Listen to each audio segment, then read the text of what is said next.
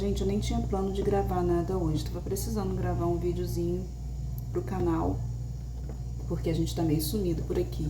Mas hoje de manhã, enquanto eu tava vendo o Instagram, uma das confeiteiras que eu sigo, ela colocou uma postagem assim, perguntando quem é a inspiração para confeitaria.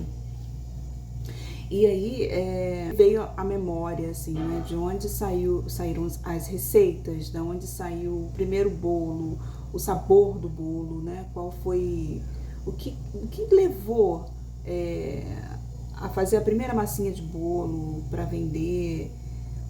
E aí eu me lembrei das receitas de uma tia minha, uma irmã da minha mãe.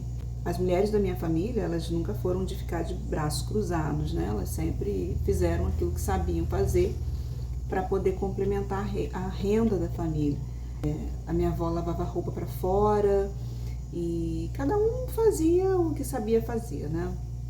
Uma faxina. E essa minha tia, ela tinha como é que eu vou dizer? Ela tinha um hábito de fazer sempre uma mistura pro café. Ela chamava de mistura, né?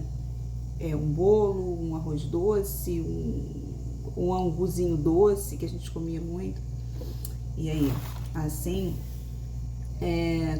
desde pequena eu ficava ali olhando as coisas, né? Ela nunca ensinou passo a passo do que ela fazia, mas eu ficava olhando, né? E aí acabei aprendendo. E aí teve uma situação, várias situações, né, no nosso país aí de crises, onde teve desemprego, tanta coisa aconteceu, e teve uma situação onde eu fiquei desempregada. E aí minha irmã, ela falou assim, por que a gente não faz bolo de pote para vender? Vamos fazer um teste. Aí fizemos o teste e vendemos o teste. O teste foi feito com a massa de bolo que eu sabia fazer, que foi a que eu aprendi com tia Lúcia, né? E apesar dela ser nossa tia, a gente não tinha o hábito de chamar de tia, chamava de Lúcia.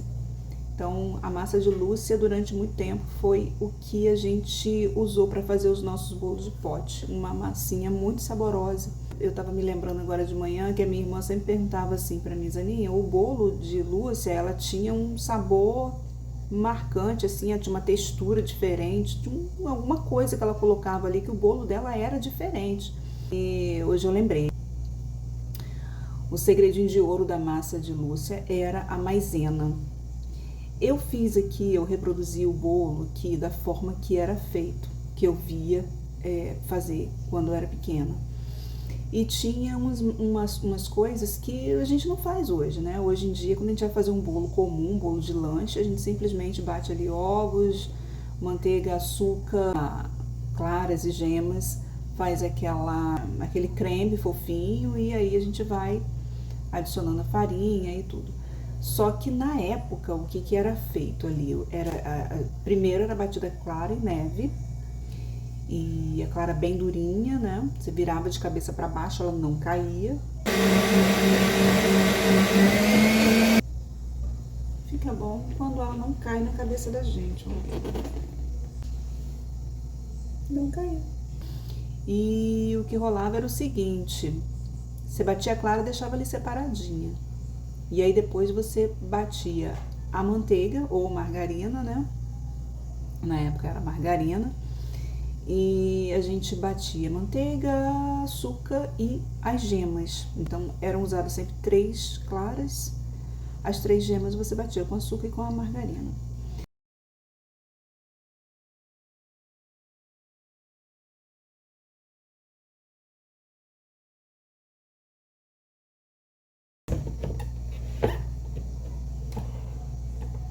Aí batia até um creme fofinho. E aí depois adicionava a farinha.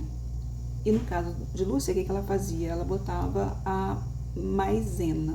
E não tinha uma medida certa, porque na época a medida que se usava era copo de geleia ou copo de requeijão.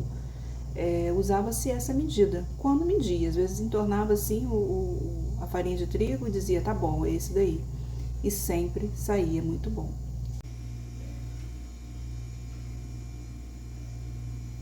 Então, assim, o leite sempre morninho. Lúcia usava leite morno. aquecia o leite para poder colocar no bolo.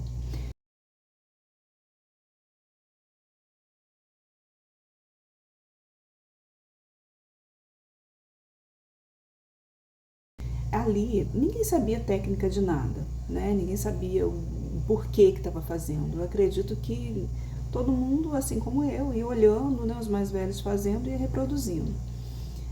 O que eu sei é que o leite era morno, mas era pouco leite, não era muito leite. Entornava-se o leite, né, na massa, a massa sempre ficava grossinha, não ficava muito rala. E o fermento, né, quando finalizava tudo, depois que colocava a clara e agregava ali, colocava-se o fermento. Aí o fermento era diluído em um pouquinho de leite.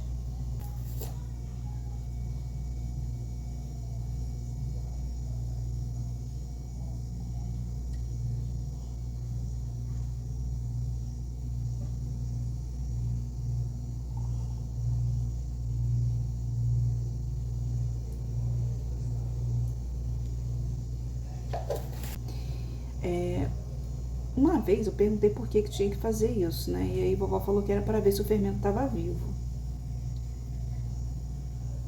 Né? Eu só olho a validade hoje em dia e coloco, mas assim, eu lembrei do fermento. E era uma mistura bonita quando ela colocava o fermento dentro do leite, ele crescia dentro do copo. Era tão bonito aquilo, era assim, o ápice da que eu podia conhecer como química era ali o fermento no leite crescendo dentro do copo, tipo o sorrisal, né? E era muito interessante, era muito bonito aquele processo. E aí eu resolvi reproduzir esse bolinho hoje, fazer exatamente do jeito que elas faziam, que Lúcia fazia.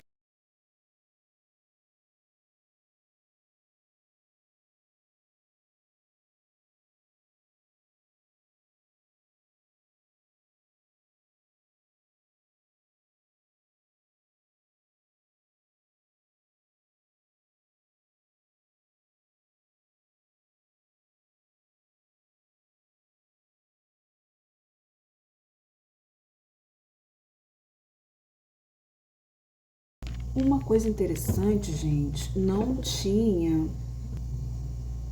baunilha. Não tinha baunilha, tá? Não tinha baunilha, não tinha essa de colocar baunilha para não ficar cheiro de ovo, não. Simplesmente batia-se bem os ovos e era batido na mão, tá? A gente não tinha fouet, era uma batia as claras com 2 garfos, pegava 2 garfos, batia, né, até ficar durinho. O açúcar, a manteiga e a margarina e as gemas eram batidos com a colher de pau, né? Pegava um pote, colocava tudo ali dentro e batia com a colher de pau até ficar branquinho, igual eu mostrei daqui. E aí era tudo feito à mão. Às vezes, né? Um segredo de família aí, ó, um segredo de família, pega a visão. Tinha uma tia que ela era noiva e aí ela tinha um armário cheio de enxoval, que ela ia casar, né? Então ela fazia o enxoval dela. Como ela trabalhava no Rio e a gente morava no interior do Rio, as coisas dela ficavam lá. E aí quando a minha tia não queria bater bolo na mão, o que ela fazia? Ela pegava a batedeira lá escondidinho, batia o bolo, depois ela ia lá, malandramente lavava e colocava lá quietinho no lugar. Porque é um esforço, né? Você bater clara em neve. Às vezes tinha isso, mas às vezes, ó, eu pequenininha batia clara em neve, tá? Pro bolo.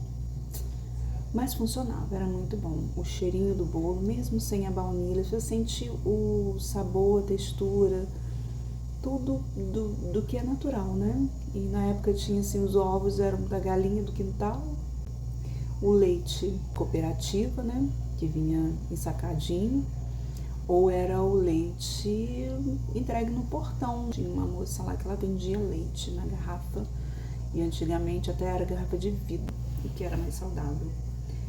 E era tudo assim, então sentia-se o sabor de tudo, não precisava de extrato de baunilha, não precisava de nada disso. Era uma vidinha de roça mesmo, muito gostosa. A textura desse bolo é maravilhosa, é indescritível, né? É um carinho tão grande que é posto ali, a sequência das coisas, a forma que é feito, que é diferente, né, de quando a gente simplesmente adiciona tudo, liga o liquidificador e bate, enfia no forno. É diferente. Tempo de forno. Bom, forno naquela época não lembro que tinha marcadores, não tinha não. E o tempo é o seguinte, você sentiu aquele cheirinho gostoso, vai lá, abre, né, o forno, enfia o seu palitinho ou garfo, era garfo mesmo, ou a pontinha da faca, saiu limpinho, tá show de bola. É só comer, só partir pro abraço. Vou esperar assar ali, para daqui a pouco a gente tomar um cafezinho.